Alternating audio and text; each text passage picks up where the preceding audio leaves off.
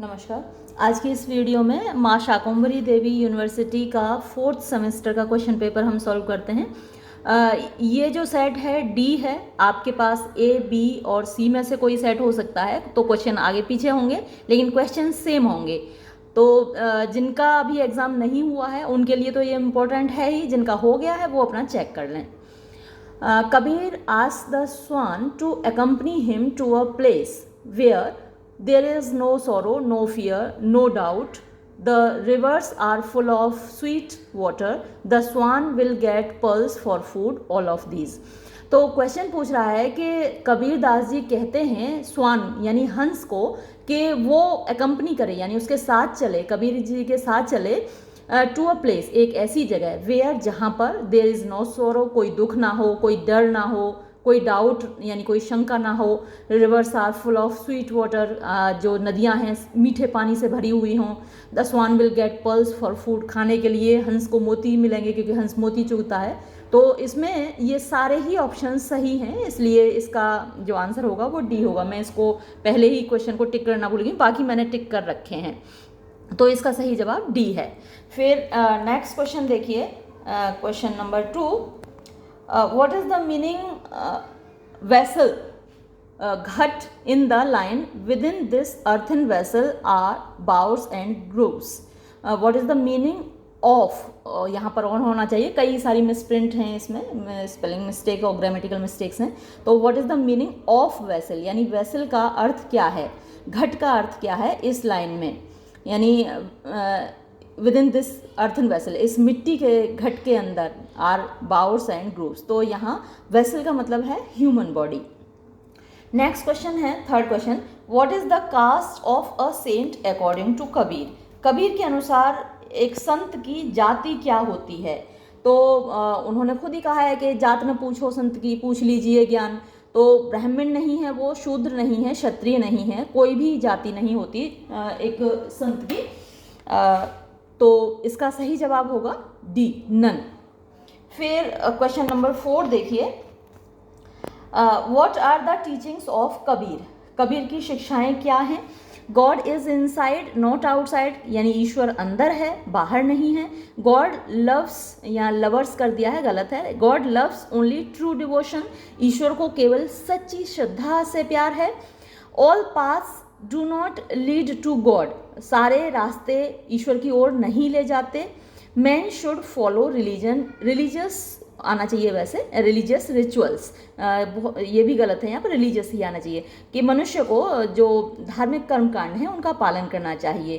तो ये दोनों चीज़ें तो कबीरदास जी बिल्कुल नहीं सिखाते कि सारे रास्ते भगवान की ओर नहीं ले जाते। उनका कहना है सभी रास्ते भगवान की ओर ले जाते हैं, और जो धार्मिक कर्मकांड हैं वो बिल्कुल फॉलो नहीं करनी चाहिए। तो 3 और 4 गलत हैं, केवल 1 और 2 सही हैं। तो यहाँ पर हमारा जो सही जवाब होगा वो बी होगा, है ना। जो ऑप्शंस हैं उसके अनुसार ये बी सही है। इसके बाद क्वेश्चन नंबर 5 देखिए, none of poetic collection of Kabir. ये नन नहीं, यहाँ पर 1 होना चाहिए, 1 of poetic collection of Kabir. तो यहाँ सही जवाब बीजक है ना। बीजक में साखी शबद रमैनी कलेक्ट किए गए हैं। फिर है हु वॉज कबीर। कबीर कौन थे। A social reformer, a saint, poet, a learned mystic, all of these. तो जो चौथा ऑप्शन है ऑल ऑफ दीज वो सही है, यानी वो इसमें से सभी कुछ थे। समाज सुधारक भी थे, संत भी थे, और एक विद्वान मिस्टिक भी थे, रहस्यवादी भी थे। फिर है what is the meaning of he is I, यानी वो मैं हूँ। In the versus of Kabir, Kabir की कविताओं में ही इज आई का क्या मतलब है। तो अहम ब्रह्मास्मि, ऑल मैन आर इक्वल, सभी मनुष्य समान हैं। और सी ऑप्शन है one should love others as I, यानी व्यक्ति को दूसरों के को उतना ही प्रेम करना चाहिए जितना वो खुद से करता है। और डी ऑप्शन है ऑल ऑफ दीज। तो ये सारी ही चीज़ें सही हैं, कबीरदास जी इन सभी को का उपदेश देते हैं। तो सही जवाब यहाँ डी होगा। फिर देखिए नेक्स्ट 8th क्वेश्चन देखिए, what is the ultimate goal of human life according to Kabir. थोड़ा सा आड़ा टेढ़ा हो रहा है क्योंकि मैंने जो वीडियो बना रही हूँ, आप जानकर हंसेंगे कि मैं किचन में वीडियो बना रही हूँ इस वक्त, मुझे घर में कहीं जगह नहीं मिल रही। सभी लोग खिलाफ रहते हैं मेरे वीडियो बनाने के। चलिए ये जो 8th क्वेश्चन है, what is the ultimate goal of human life according to Kabir. Kabir के अनुसार ह्यूमन लाइफ का अल्टीमेट गोल यानी अंतिम उद्देश्य क्या है, अंतिम लक्ष्य क्या है। तो यहाँ पर जो ऑप्शंस दिए हैं, to attain peace of mind, to obtain heavenly joys, to go to the abode of God और टू फाइंड गॉड इनसाइड। तो हालांकि ए भी सही हो सकता है, लेकिन जो बेस्ट आंसर है वो to find God inside. Kabirdas ji हमेशा ये कहते हैं कि ईश्वर को अपने अंदर ढूंढिए। कस्तूरी कुंडली बसे मृग ढूंढे बने माए, ऐसे घट घट राम हैं जिन्हें दुनिया देखे ना आए। तो जो ईश्वर हैं हमारे अंदर ही बसते हैं, तो उन्हीं को हमें ढूंढना है, यही हमारा अल्टीमेट गोल है। तो डी सही जवाब है। फिर क्वेश्चन नंबर 9 देखिए, who translated the story Amritsar uh Gaya in English. English में किसने ट्रांसलेट की थी ये कहानी अमृतसर आ गया। तो इसमें जो ऑप्शंस दिए हुए हैं उनमें आलोक भल्ला लिखा हुआ है, जबकि जो सही जवाब है वो अशोक भल्ला है। तो मिसप्रिंट है, जैसा कि मैंने आपको पहले ही बताया, इसमें बहुत सारी मिस्टेक्स हैं, तो अशोक भल्ला सही जवाब है। तो यहाँ हम बी को टिक लगाएंगे। फिर who is the narrator of the story. तो इस कहानी का नरेटर कौन है, यानी वर्णन किसने किया है, किसने सुनाई है कहानी। तो द राइटर सही जवाब सी होगा। फिर है नेक्स्ट क्वेश्चन 11th देखिए, name the book in which the English translation of the story Amritsar uh Gaya was published. तो किस पुस्तक में प्रकाशित हुई थी अमृतसर आ गया कहानी। तो जो ऑप्शंस हमारे पास हैं उनमें से सही जवाब है स्टोरीज ऑफ पार्टीशन। फिर देखिए क्वेश्चन नंबर 12, हु सेड, किसने कहा था वी हैव रीच्ड अमृतसर। तो ये अमृतसर आ गया कहानी आपने मेरे साथ पढ़ी है और आपको अच्छे से याद होगा कि एकदम से बाबू चिल्लाया था कि we have reached Amritsar, Amritsar आ गया। कौन चिल्लाया था, बाबू चिल्लाया था। तो यहाँ जो ऑप्शंस हैं उनमें सही जवाब है सी। फिर नेक्स्ट क्वेश्चन देखिए 13th, where is the train going, यानी रेलगाड़ी कहाँ जा रही है। तो जब हम उसको पढ़ते हैं इस स्टोरी को, आप चाहें तो फिर से देख लीजिएगा वीडियो जो मैंने बनाया है। तो उसमें जब ट्रेन चल रही होती है तो सबसे पहले झेलम स्टेशन आता है ना। तो झेलम से ट्रेन कहाँ तक जा रही है, अमृतसर तक जा रही है। वैसे वजीराबाद पड़ता है रास्ते में, लेकिन वजीराबाद से पहले झेलम पड़ता है। कहीं कुछ बुक्स में वजीराबाद से अमृतसर दे रखा है, लेकिन सही जवाब झेलम से अमृतसर है। और काफ़ी इंपॉर्टेंट क्वेश्चन है, जिनका एग्जाम नहीं हुआ है उनके लिए भी ये। क्वेश्चन नंबर 14 देखिए, who translated the story the Hunt. तो द हंट कहानी को किसने ट्रांसलेट किया, इसका अनुवाद किसने किया इंग्लिश में। तो इसका अनुवाद गायत्री चक्रवर्ती स्पिवाक ने किया था। तो चक्रवर्ती तो यहाँ नहीं दे रखा, लेकिन गायत्री स्पिवाक दे रखा है। तो सही जवाब हमारा बी है। फिर देखिए, name the collection in which the story the Hunt was published. उस कलेक्शन का नाम बताइए जिसमें कि हंट कहानी प्रकाशित हुई थी। तो हंट कहानी इमेजिनरी मैप्स में प्रकाशित हुई थी। तो हमारा सही जवाब ए होगा। फिर देखिए नेक्स्ट क्वेश्चन 16th क्वेश्चन क्या पूछ रहा है, what is the theme of the Hunt. तो द हंट की विषय वस्तु क्या है, थीम क्या है। जो ऑप्शंस हैं, ऑपरेशन ऑफ ट्राइबल्स यानी आदिवासियों पर अत्याचार, एक्सप्लॉयटेशन ऑफ नेचुरल रिसोर्सेज प्राकृतिक संसाधनों का मतलब शोषण और दोहन कह सकते हैं आप, inequality in man and women स्त्री और पुरुष के बीच असमानता। तो जब हम कहानी पढ़ते हैं, आपने मेरे साथ पढ़ी है, सारी चीज़ें उसमें हमें देखने को मिलती हैं। तो सही जवाब होगा ऑल ऑफ दीज।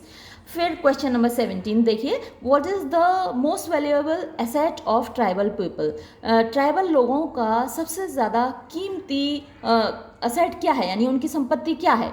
तो जो दिखाया गया है स्टोरी में, उसमें पेड़ दिखाए गए हैं, महुआ के पेड़ दिखाए गए हैं, लेकिन टोटल जो फॉरेस्ट लैंड है वो उनका सबसे ज़्यादा वैल्यूएबल असेट है। क्योंकि महुआ के पेड़ हों या कोई और पेड़ हों या जो भी वुमन यहाँ पर दिया गया है, जो ऑप्शंस दिए गए हैं, वो सब को रहने के लिए फॉरेस्ट लैंड चाहिए उनको। तो यहाँ जो सही जवाब होगा वो ए होगा। फिर क्वेश्चन नंबर 18 देखिए, व्हाट डज द मैचे symbolise for a tribal woman. तो जो माचे है वो क्या सिम्बोलाइज करता है, जो तो माचे से ही तो मारती है ना। इसमें जो हमारी प्रोटैगनिस्ट है विलन का, वो मारती है माचे से मारती है। तो माचा क्या चीज़ सिम्बोलाइज करता है, किस चीज़ का प्रतीक है? अ टूल ऑफ फार्मिंग, ये फॉर्मिंग यहाँ पे गलत है, फार्मिंग हो गया। A weapon of self defence यानी आत्मरक्षा का एक शस्त्र। सेल्फ इंडिपेंडेंस यानी उनकी आत्मनिर्भरता। तो ऑल ऑफ दीज, ये सारी ही चीज़ें सिम्बोलाइज करता है माचे, तो सही जवाब डी होगा। क्वेश्चन नंबर 19 देखिए, what is the theme of the play Halfway House? तो हाफ वे हाउस, आधे अधूरे की विषय वस्तु क्या है? जो ऑप्शंस हैं, frustration in middle class family life, bitter life of high class urban life, extra marital relations. तो ये सारी ही थीम्स वहाँ पर मौजूद हैं, तो हमारा जवाब होगा डी। फिर नेक्स्ट क्वेश्चन देखिए, question number 20, name the protagonist of the play Halfway House. तो हाफ वे हाउस का जो मुख्य पात्र है वो कौन है? तो जो ऑप्शंस हैं उनमें से सावित्री मुख्य पात्र है। फिर देखिए, how many acts are there in the play Halfway House? तो हाफ वे हाउस में कितने एक्ट्स हैं? आपको मालूम है 2 एक्ट्स हैं, तो हमारा सही जवाब होगा ए। फिर क्वेश्चन नंबर 22 देखिए, what is significance of the title half way House? तो हाफ वे हाउस जो शीर्षक है उसका क्या महत्व है? जो ऑप्शंस हैं, the house is situated in the Halfway, the family is dysfunctional, the members of the family are in a state of disintegration, all of these. तो ये सारी ही चीज़ें हम वहाँ देखते हैं, तो हमारा जो सही जवाब होगा वो डी होगा। फिर देखिए, हु सेड, किसने कहा था? ऑल ऑफ यू, तुम सब, एवरी वन ऑफ यू, तुम में से सब, हर एक, all alike exactly the same, सभी बिल्कुल एक जैसे हो। तो ये सावित्री है। सावित्री बहुत ज़्यादा चीखती है जब नाटक के एंड में, और चीख चीख कर सभी सारे पुरुषों के बारे में कहती है कि तुम सारे पुरुष एक जैसे हो। तो जो हमारा जवाब यहाँ पे होगा बी होगा। क्वेश्चन नंबर 24 देखिए, इन विच लैंग्वेज वॉज कन्यादान रिटन? कन्यादान किस भाषा में लिखा गया था? तो जो ऑप्शंस हैं उनमें से सही जवाब है मराठी भाषा में। फिर what awards have been conferred to Vijay Tendulkar? तो विजय तेंदुलकर को कौन कौन से अवार्ड दिए गए हैं? तो जितने यहाँ पर नाम हैं, पद्म भूषण भी उनको मिला है, संगीत नाटक अकादमी भी मिला है, नेशनल फिल्म अवार्ड भी मिला है, तो ऑल ऑफ दीज यहाँ सही जवाब है।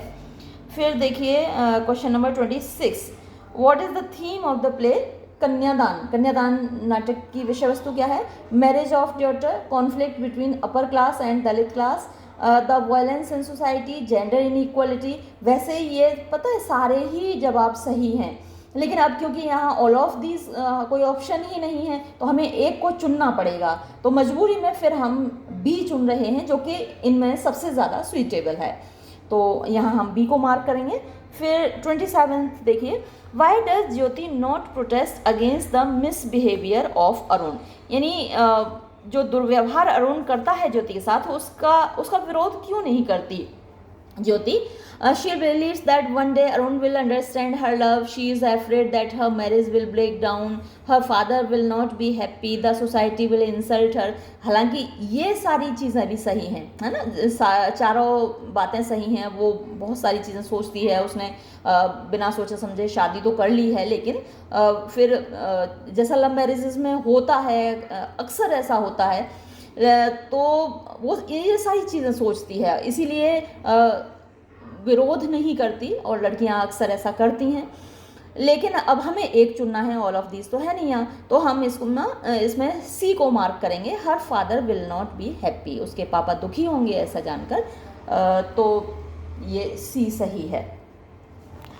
फिर देखिए, whom does तेंदुलकर क्रिटिसिज्म, ये गलत है, यहाँ पर क्रिटिसाइज आना चाहिए। whom does Tendulkar criticise in the play? यानी इस नाटक में तेंदुलकर किसकी आलोचना करते हैं? Social activist, the parents of Jyoti, the politicians, none of them. तो जो सही जवाब है वो द पॉलिटिशियंस सही जवाब है।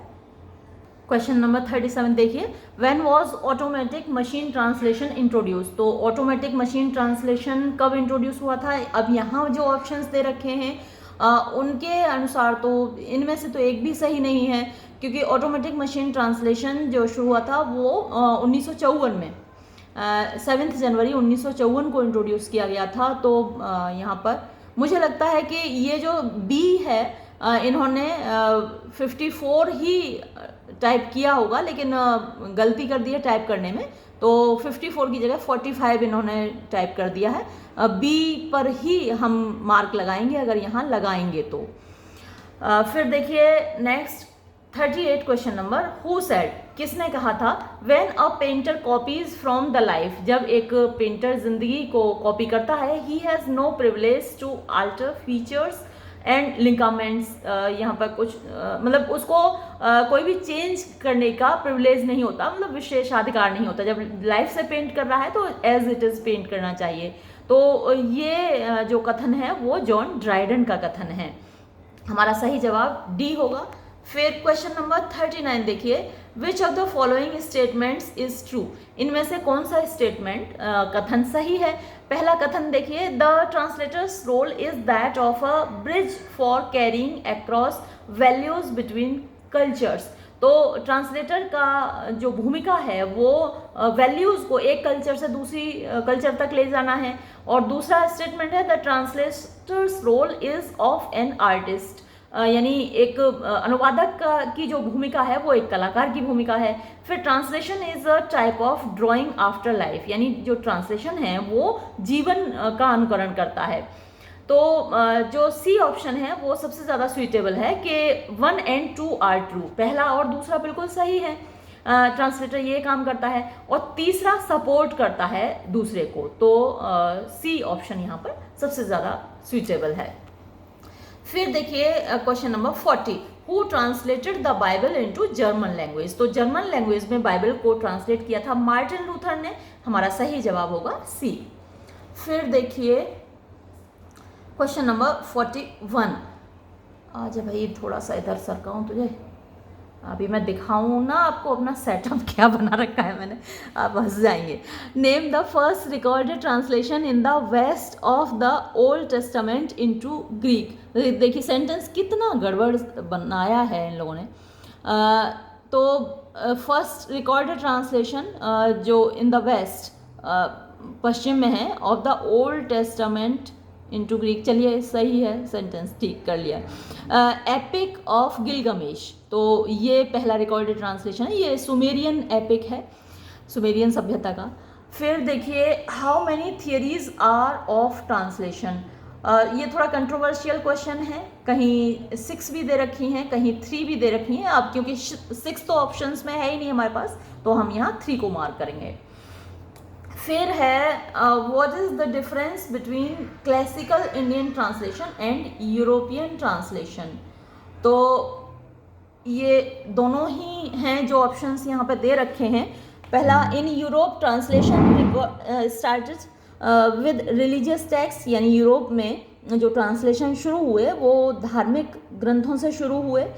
और दूसरा है, Indian translation is characterised by loose adaptation rather than closer translation in Europe. तो जो इंडियन ट्रांसलेशन है वो एडेप्टेशन है, यानी एक भाषा से दूसरी भाषा में एडेप्ट किया गया है उनका। तो बोथ ऑफ दीज ये सही हैं दोनों ही चीज़ें।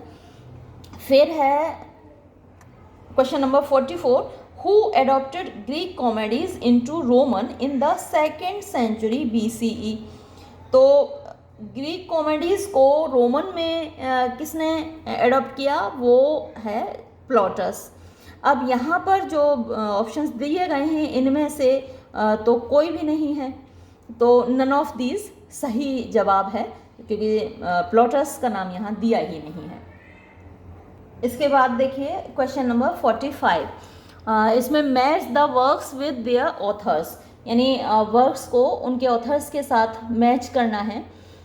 डायमंड सूत्र, सेप्टुअजिंट, बाइबल इन लैटिन और लीमोड द आर्थर। तो देखिए डायमंड सूत्र ये कुमार जावा है, यानी इनकी रचना है। सेप्टुअजिंट ये रचना है 70 ट्रांसलेटर्स हैं इसमें, 70 लोगों ने मिलकर ट्रांसलेट किया है। बाइबल को लैटिन भाषा में सेंट जेरोम ने ट्रांसलेट किया है। लीमोड दी आर्थर को ट्रांसलेट किया है टॉमस मैलोरी ने। तो इस हिसाब से जो सही ऑप्शन है, मुझे लगता है मैंने मार्क नहीं किया सही ऑप्शन, 4 3 1 2। तो 4 3 1 2, यानी बी को मुझे मार्क करना था। चलिए मैं मार्क कर दूं क्या, ठीक है। अब नेक्स्ट क्वेश्चन देखिए, तो a new discipline called translation studies was introduced in. तो एक जो नया डिसिप्लिन कोर्स को कह सकते हैं आप, तो ट्रांसलेशन स्टडीज़ नाम से एक नया कोर्स शुरू हुआ। वो कब शुरू हुआ? Second half of the 20th century, यानी 20वीं शताब्दी के उत्तरार्ध में। जो दो भागों में बटी होती है सेंचुरी 50 ईयर्स की, तो जो सेकंड पार्ट है उत्तरार्ध बोलते हैं, और फर्स्ट हाफ को पूर्वार्ध बोलते हैं। फिर देखिए question number 47, who coined the term translation studies. Translation studies जो शब्द है वो किसने ईजाद किया है ना, कॉइन करने को मतलब चलन में लाना, ईजाद करना, तो जेम्स एस होम्स। सही जवाब है डी। फिर क्वेश्चन नंबर 48 देखिए, name the theologian who developed the theory of a non transparent translation. तो नॉन ट्रांसपेरेंट ट्रांसलेशन की थियरी जिन्होंने दी थी उनका नाम देखिए, ये है फ्रेडरिक श्लीरोनेकर। फिर नेक्स्ट क्वेश्चन देखिए, question number 49, name the first linguist who said that a translator should know well both the source language and target language to produce good translation। यानी उस पहले लिंग्विस्ट का नाम बताइए जिसने ये कहा था कि ट्रांसलेटर को दोनों चीज़ें आनी चाहिए, सोर्स लैंग्वेज और टारगेट लैंग्वेज, जिससे कि वो टू प्रोड्यूस गुड ट्रांसलेशन, अच्छा अनुवाद प्रस्तुत कर सके। तो ये बात रोजर बेकन ने बोली थी। फिर देखिए question number 50, name the philosopher and writer who coined the term belles, infideles, beautiful, faithful to suggest that translation can be either beautiful or faithful. तो ये बात किसने कही थी कि ट्रांसलेशन या तो खूबसूरत हो सकता है या फेथफुल हो सकता है। मतलब फेथफुल का मतलब हुआ as it is, word for word, जैसा है शब्द वैसा ही जब देंगे तो वो खूबसूरत नहीं होगा। ब्यूटीफुल बनाने के लिए कुछ चेंजेस करने पड़ते हैं, कुछ ट्विस्ट करने पड़ते हैं। तो ये बात किसने कही है? Giles Menage. फिर देखिए next question, literal translation is also known as. Literal translation को क्या कहा जाता है? वर्ड टू वर्ड ट्रांसलेशन कहा जाता है, शब्दशः अनुवाद। आप सही करके आए होंगे इसको मेरे हिसाब से। What is known as creative translation. जो क्रिएटिव ट्रांसलेशन है वो फ्री ट्रांसलेशन होता है, यानी उसमें आप अपनी तरफ से भी जोड़ तोड़ कर देते हैं, कुछ शब्द हटा देते हैं, कुछ जोड़ देते हैं, तो वो फ्री ट्रांसलेशन होता है। लेकिन जो लिटरल ट्रांसलेशन में आप ऐसा नहीं करते हैं ना, as it is word for word translate करते हैं। फिर क्वेश्चन नंबर 53 देखिए, what are direct translation techniques. तो डायरेक्ट ट्रांसलेशन टेक्निक्स कौन सी हैं? अब जो यहाँ पर तीनों नाम दे रखे हैं वो सारी हैं, तो ऑल ऑफ दीज इसका सही जवाब है। फिर क्वेश्चन नंबर 54 देखिए, what are oblique translation techniques. तो जो ऑब्लिक ट्रांसलेशन टेक्निक्स वो भी ये तीनों हैं जो दे रखी हैं, तो यहाँ भी जवाब ऑल ऑफ दीज होगा। फिर क्वेश्चन नंबर 55 देखिए, द टर्म ट्रांसक्रिएशन रेफर्स टू। तो ट्रांसक्रिएशन जो टर्म है वो किस चीज़ को रेफर करता है? The indirect translation technique, creative writing to make a target text. तो दोनों को रेफर करता है, तो सही जवाब यहाँ बोथ ऑफ दीज होगा। फिर क्वेश्चन नंबर 56 देखिए, व्हाट इज ट्रांसलिटरेशन। ट्रांसलिटरेशन क्या है? जो ए ऑप्शन है, putting a word from one language alphabet into the letters of another language. जैसे आपकी जो SMS वाली लैंग्वेज होती है ना, आप हिंदी को इंग्लिश में टाइप करते हैं, यानी ABCD लिखते हैं। जैसे कल मुझे आना है, तो आप लिखेंगे KALMUJHEAANAHAI, ऐसे करके टाइप करते हैं। तो ये क्या कहलाता है? ट्रांसलिटरेशन कहलाता है, यानी जब आप अल्फ़ाबेट चेंज कर देते हैं। फिर क्वेश्चन नंबर 52 देखिए, name the software ensuring automation of the translation process. तो जो तीनों ऑप्शन दे रखे हैं ये तीनों ही सही हैं, तो ऑल ऑफ दीज हम यहाँ मार्क करेंगे। फिर question number 58, what is not the software of automation of the translation. ये क्वेश्चन थोड़ा सा कंफ्यूजिंग है और मेरे हिसाब से जो यहाँ पर स्पेल चेकर है, स्पेल चेकर इसमें शामिल नहीं होना चाहिए, है ना। What is the software of automation of the translation, यानी जो ऑटोमेटिक ट्रांसलेशन हो किया जाता है तो स्पेल चेकर तो केवल स्पेलिंग्स चेक करता है ना। तो मेरे हिसाब से यहाँ जो सही जवाब है वो बी होना चाहिए। वैसे MS वर्ड हम मार्क कर सकते थे, लेकिन MS वर्ड में हो जाता होगा। जब हम टाइप करते हैं MS वर्ड में, वहाँ ट्रांसलेशन की सुविधा तो मेरे हिसाब से नहीं है, लेकिन स्पेल चेकर में तो नहीं है। स्पेल चेकर तो यहाँ पक्का जवाब है, तो हम बी को ही मार्क करेंगे। वर्ड फास्ट और SLD टेरोस ये तो हैं ऑटोमेटिक ट्रांसलेशन के टूल्स। फिर देखिए question number 59, name the hand held electronic device of translation. तो जो हाथ में आप ले जा सकते हैं वो इलेक्ट्रॉनिक डिवाइसेस हैं, ये सभी हैं। टेप रिकॉर्डर भी है, डिजिटल वॉच भी है, स्मार्टफोन भी है। तो ऑल ऑफ दीज यहाँ पर सही जवाब होगा। फिर देखिए, name the device which deliver both text and audio translation. तो जिनमें टेक्स्ट भी होता है, ऑडियो ट्रांसलेशन भी होता है, तो ये इलेक्ट्रॉनिक मीडिया है ना। सही जवाब इसमें डी होगा। जैसे अगर हम लैपटॉप, कंप्यूटर इसको मार्क करेंगे तो फिर मोबाइल फ़ोन रह जाएगा, जबकि मोबाइल फ़ोन में भी ऑडियो भी है और टेक्स्ट भी है, तो इसलिए हम यहाँ इलेक्ट्रॉनिक मीडिया सही जवाब होगा। नेक्स्ट क्वेश्चन देखिए, question number 61, when was Google translator launch. Google translator कब लॉन्च हुआ था? 2006 में लॉन्च हुआ था। Top machine translation softwares available in the market are. तो ये सारे ही हैं, ऑल ऑफ दीज इसका सही जवाब है डी। फिर देखिए क्वेश्चन नंबर 63, द डिसएडवांटेज। ओहो, बार बार सरक रहा है। एक तो मैं क्या बताऊँ, मेरा घी निकल रहा है। एक मिनट इसको चला दूँ वरना मेरा घी जल जाएगा।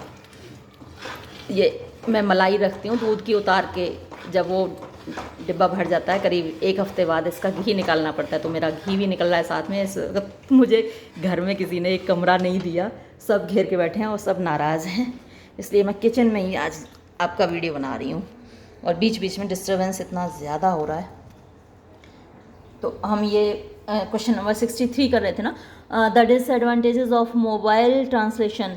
तो मोबाइल ट्रांसलेशन के ये सारे डिसएडवांटेजेस हैं, यानी imperfect linguistic and communicative quality होती है, unable to understand idioms and slangs. आपने देखा होगा कितना बुरा ट्रांसलेशन होता है उसमें, दिख रहा है कि नहीं आपको। और लैक ऑफ एक्यूरेसी वो तो रहती ही है। हम जब ट्रांसलेट खुद करते हैं तो हमारा ट्रांसलेशन एक्यूरेट होता है, और हम जैसे कुछ चीज़ें होती हैं ईडियम्स, मैंने बताया था जब मैं वीडियो बना रही थी आपको कि ईडियम्स को वो ट्रांसलेट नहीं कर पाता है जो ऑटोमेटिक ट्रांसलेशन होता है। तो ये सारी ही कमियां होती हैं, डिसएडवांटेजेस होते हैं, नुकसान होते हैं। तो ऑल ऑफ दीज सही जवाब है। Who translated the novel the home and the world. तो the home and the world को ट्रांसलेट किया था सुरेंद्रनाथ टैगोर ने। फिर देखिए नेक्स्ट ये है question 65, who narrates the story in the novel the home and the world. तो जो स्टोरी को नरेट करते हैं टर्न बाय टर्न, ये तीनों ही करते हैं, ठीक है, विमला और निखिल और संदीप। तो ऑल ऑफ दीज इसका सही जवाब होगा। फिर what does Nikhil want for Vimla. तो निखिल क्या चाहते हैं विमला के लिए? टू कम आउट ऑफ पर्दा। वो ये चाहते हैं कि विमला पर्दे से बाहर आए, और उनका ये जो इच्छा है पूरी होती है, लेकिन उसके कितने दुष्परिणाम होते हैं वो आप देखते ही हैं नॉवल में। इसे तो पर्दे में रहने देते अपनी पत्नी को, सही रहता। फिर देखिए what is the inner conflict of Vimla. Vimla का जो इनर कॉन्फ्लिक्ट है, यानी उसके अंदर अंतर्द्वंद चलता रहता है। तो वो अंतर्द्वंद क्या है? To work for the freedom of her country, the happiness of, ये थोड़ा गलत छपा हुआ है, देखिए फिर इतनी सारी गलतियां हैं इसमें भी।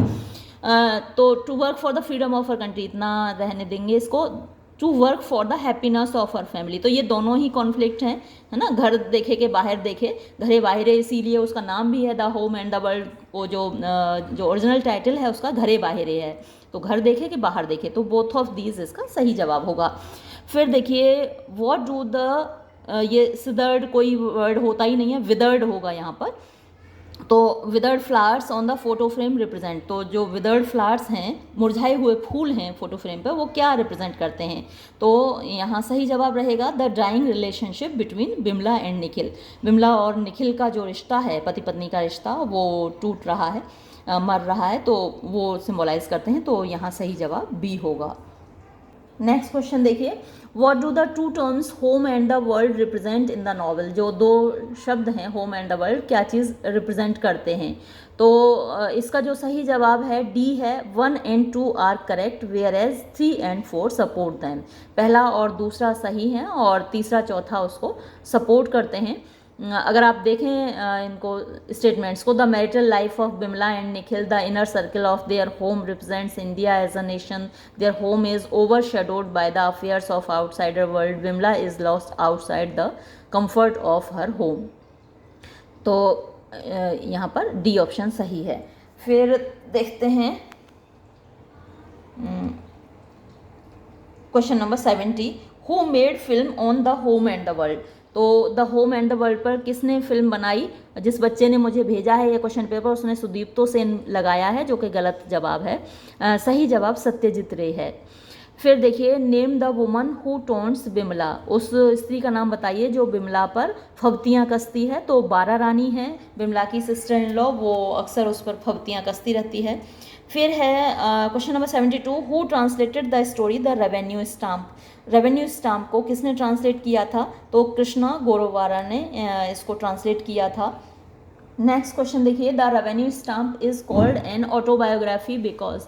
रेवेन्यू स्टाम्प को एक ऑटोबायोग्राफी कहा जाता है, आत्मकथा कहा जाता है। It is biography of the protagonist, it reveals the account of the writers life. यानी जो प्रोटोगोनिस्ट है, जो मुख्य पात्र है, ये उसका जीवन वृत्त है और ये राइटर के ज़िंदगी का जो लेखा जोखा है वो प्रस्तुत करती है। और Amrita Pritam narrates the events of her own life. Amrita Pritam अपने जीवन की घटनाओं का वर्णन करती हैं।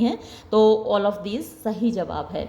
फिर नेक्स्ट क्वेश्चन देखिए, क्वेश्चन नंबर 74, हु सेड, किसने कहा था, what is there in your life, आखिर तुम्हारी ज़िंदगी में है ही क्या, जस्ट 1 or 2 इंसिडेंट्स, एक और दो घटनाएं ही तो हैं। टू अमृता प्रीतम, अमृता प्रीतम से किसने कहा था? ये जो कथन है ये खुशवंत सिंह का है। खुशवंत सिंह बड़े मस्त मौला आदमी थे, किसी को कुछ भी बोल देते थे। तो उन्होंने एक दिन अमृता प्रीतम को बोला कि तुम क्या लिखोगी अपनी आत्मकथा में, तुम्हारी लाइफ में है ही क्या, एक दो घटनाएं हैं और एक जो रसीदी टिकट होती है ना, उसके पीछे तुम्हारी पूरा आत्मकथा लिख जाएगी। तो ये बात जो खुशवंत सिंह की उन्होंने मजाक में बोली, उसको अमृता प्रीतम ने सीरियसली लिया और अपनी आत्मकथा का नाम ही उन्होंने रसीदी टिकट रखा इसीलिए। तो ये खुशवंत सिंह का है, सही जवाब सी होगा। फिर है, how many chapters are there in the book the Revenue Stamp. तो द रेवेन्यू स्टाम्प में कितने चैप्टर्स हैं? उसमें 6 चैप्टर्स हैं, सही जवाब हमारा ए होगा। फिर है क्वेश्चन नंबर 76, इसमें मैच करने हैं जो दे रखे हैं कैरेक्टर्स और उनकी आइडेंटिटीज़ और उनकी मतलब कैरेक्टर्स और उनकी पहचान। तो जो इसमें दे रखे हैं उसके हिसाब से ए सही जवाब है, 2 3 4 1, तो हमने ए मार्क किया हुआ है। नेक्स्ट क्वेश्चन देखिए, बड़ा ही ज़बरदस्त है। Why did Amrita smoke the cigarette butts left behind by Sahir.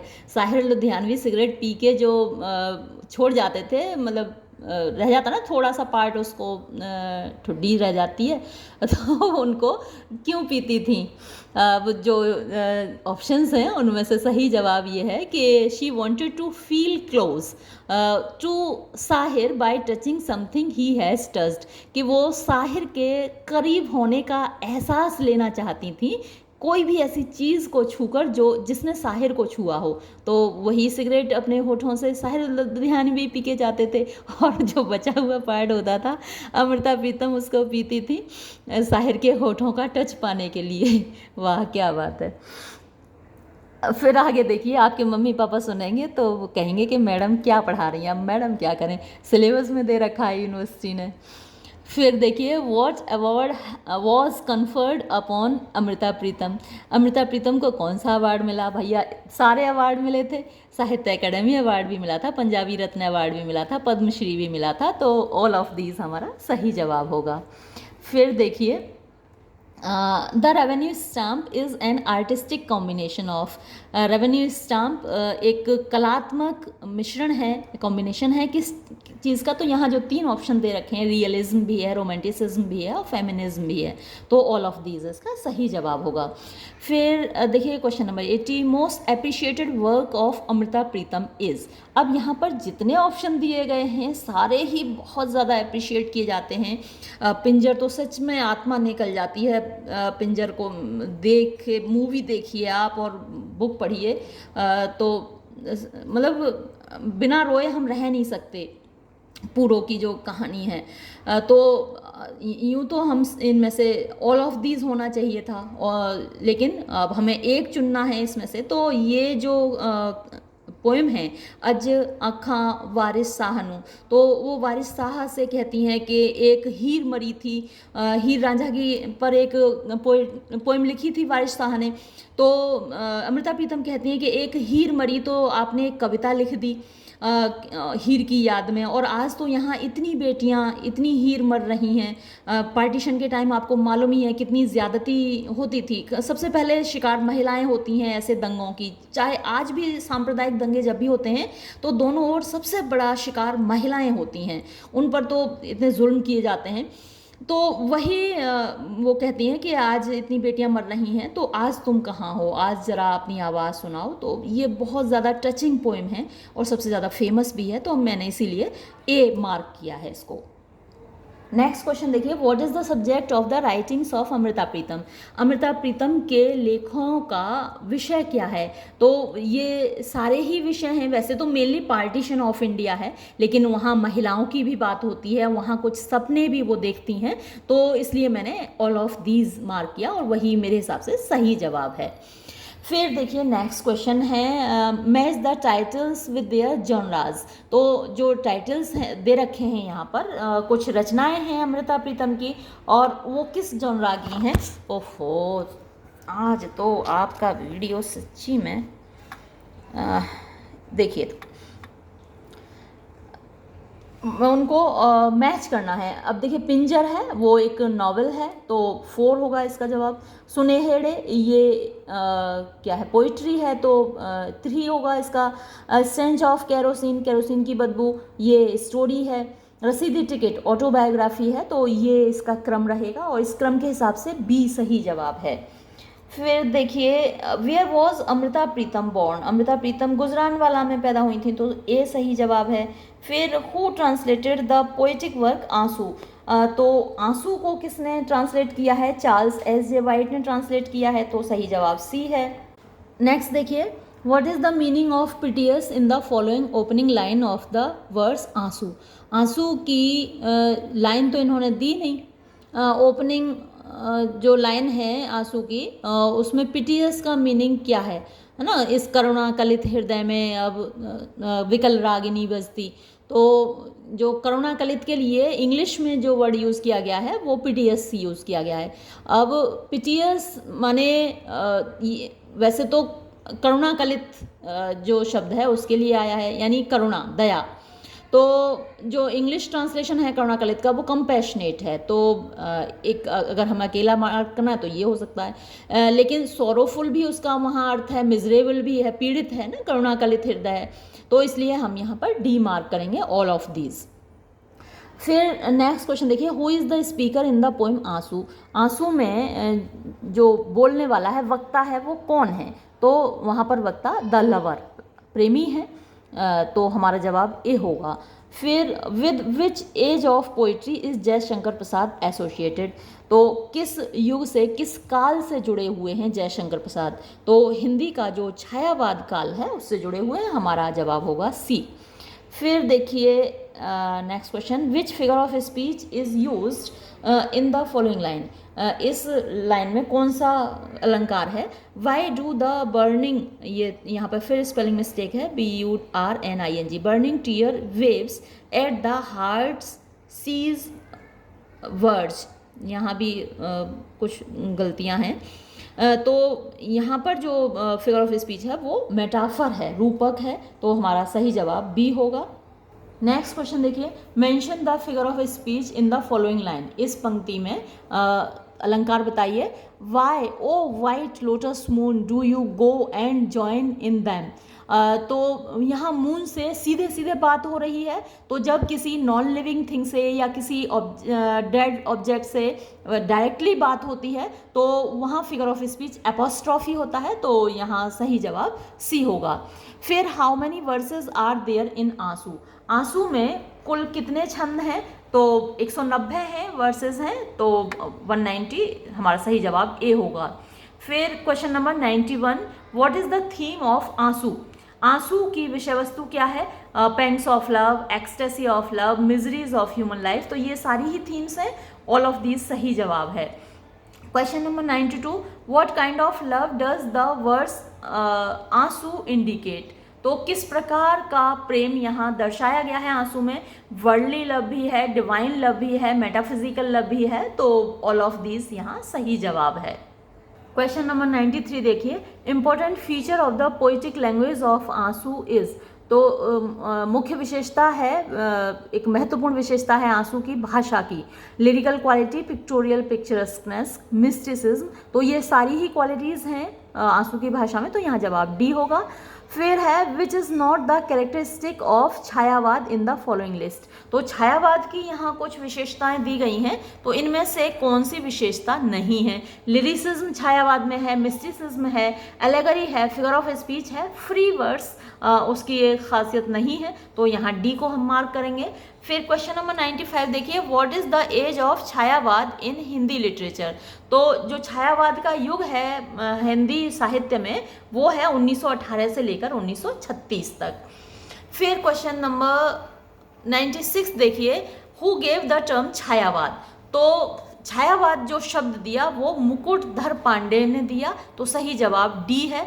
और ये बहुत इंपॉर्टेंट क्वेश्चंस हैं जिनका एग्जाम नहीं हुआ है उनके लिए। फिर देखिए, name the poet who translated the words of Kabirdas. तो कबीरदास जी की कविताओं को किसने ट्रांसलेट किया है? रविन्द्रनाथ टैगोर ने किया है। यहाँ बी होना चाहिए था, ए बी वाला बी। फिर देखिए, to which tradition of devotion does Kabirdas belong, यानी किस भक्ति काव्य धारा को बिलोंग करते हैं? तो निर्गुण भक्ति काव्य धारा को बिलोंग करते हैं। हालांकि वो राम का नाम लेते हैं, कबीरदास जी के कविताओं में राम शब्द आता है, लेकिन वो अयोध्या के राजा राम नहीं है, बल्कि निर्गुण यानी एक ऐसे राम हैं जो कि ईश्वर हैं, इस ब्रह्मांड के रचयिता, लेकिन उनका कोई रंग रूप नहीं है, तो यहाँ सही जवाब सी होगा।